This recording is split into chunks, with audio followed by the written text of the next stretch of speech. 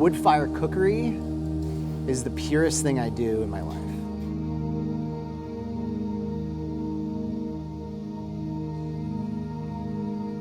Using the wood oven makes me feel pure and clean and whole and real. I think I tap into generations past when I am cooking with wood. I can't describe it. It's hard to describe.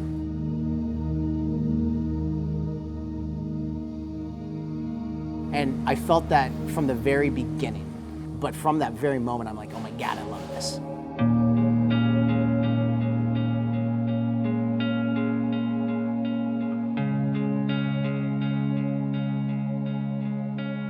And the uniqueness about the Niobrara River Valley here is that there are 6 different ecozones that meet along this river. And anytime you have an ecosystem that meets another ecosystem, that's called an edge effect. You've got overlap of speciation, which would include insect life, plants, animals, etc. So this area was just had great biodiversity. This particular piece of property happens to have riparian habitat, which is wetland habitat along a waterway. I've got river breaks, and so I've got that, and I've got upland, which is a mid-grass, mixed grass prairie. The other thing I've got is that the ponderosa pine that you see on the ridges here are about 150 to 180 miles further east than they occur anywhere else in the range. The deciduous hardwood forest that's on the river valley usually ends about 111 miles east of here, but it is extended westward. We've got a mix of hardwoods and the conifers here, so each one of those brings a different species. So anyway, we were able to be blessed to find a piece of property that had all of those attributes.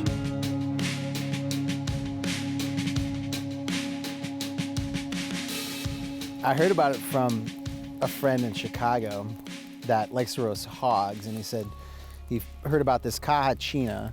This gentleman in Miami designed it, and it's based upon a design by Chinese, essentially indentured servants that were brought into Cuba to build the railroad in 1890s, early 1900s. There were a lot of feral hogs on the island of Cuba. Figured out this design of indirect heat.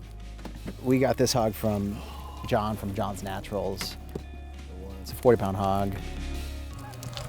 Oh, there's the geese. There's the birds flying over. So why the did I drive 5 hours today? Now my wine's freezing. It's snowing. We're gonna get up at 5 in the morning tomorrow. Why is this your favorite hobby in the world? The great migration of waterfowl happens to come through our fine state. Most people, you hunt because your father hunts, or you hunt with your family, and you kind of learn how to do it that way. Most people don't, choose to do so later in life. That's what I found, at least. So I was invited by a regular. I said, yeah, I'd love to go out, and met Aaron Schroeder, who is a outfitter, is a hunting guide and dog trainer, just like a master hunter.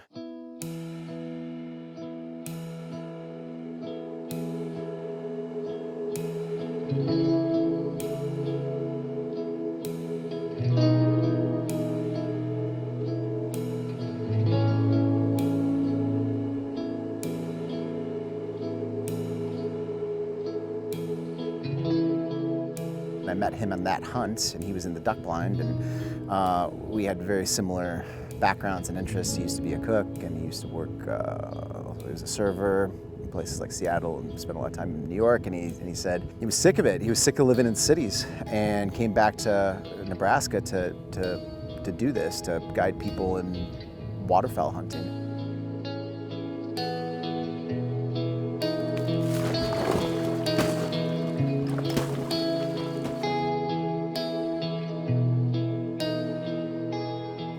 What I really love about it is a wonderful way to be outside and get up at 4 in the morning and go sit in a duck blind and watch the world wake up around you, see all the other animals kind of wake up, and the extreme beauty of the sunrise, and all of a sudden the birds start flying, and Aaron calls them in, and maybe we take a shot and watch the dogs work.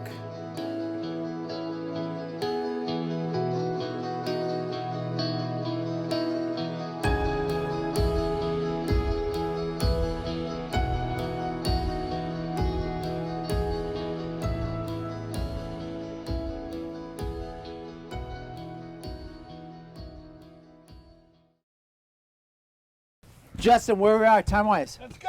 All right, let's do it. We got 30 seconds. Ready, 1, 2, 3. You going this way? Yep. Oh, mama.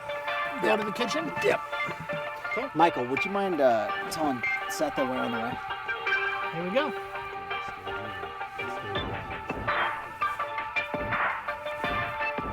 Woo! Oh, man.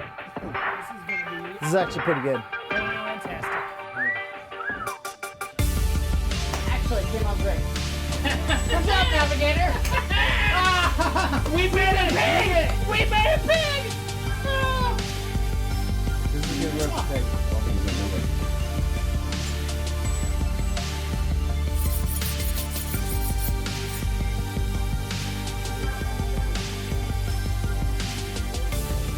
Guys, just pick off this a little bit. This is what I dream about. Is a bunch of friends sitting around and picking at a hog with some beautiful condiments. Seth ribbing it up. Roasted pork sandwich with focaccia and kimchi. Awesome. How sweet is this? Straight doing it? Kimchi. Background, brother. Get some kimchi. Yeah, killing it.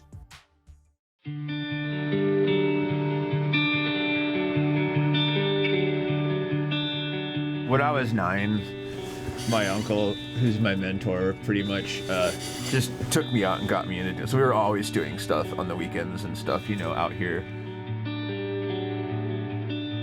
So I was just presented with an opportunity to work with another outfitter. And I was just like, oh, this is great. This is like a freaking dream job. Like it's always worth the effort, no matter what, to get up and come do this. Like no matter what the outcome is. Sometimes I'll get folks that are just like, they're killers. They want to kill. They want to have piles, take the photo, and then that's good for them. But you know, as it was explained to me as a youth from my uncle, he's like, if that's all there is for you to do this, he's like, you're missing more than half of it.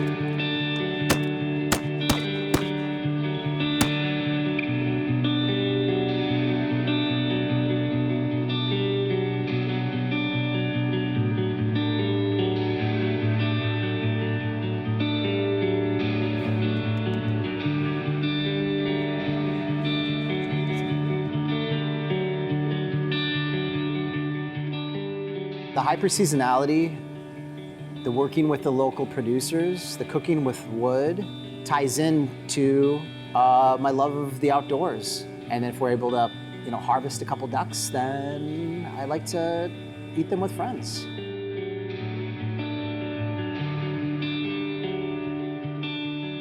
Duck happens to be my favorite protein. Of course, we're gonna do a little duck confit and cassoulet. We brought in a little bit of foie gras, a meat ragu of some duck breast that we shot today. We have some wonderful wine and some delicious beer. This is an extension of farm-to-table cookery for me. Just amazing learning about these animals, the migration and the long, just extensive travel that they endure. I think it's something that's absolutely wonderful and beautiful, and I love it.